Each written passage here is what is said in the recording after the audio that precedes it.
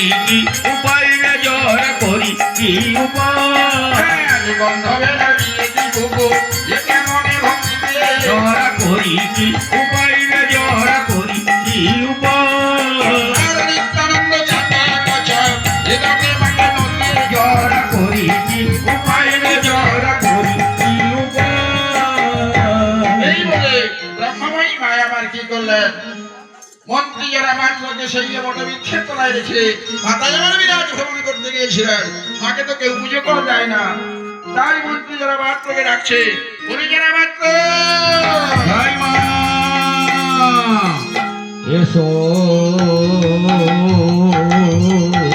জগত জননী মা দিও চরণ দুখারি এসো জগত জননী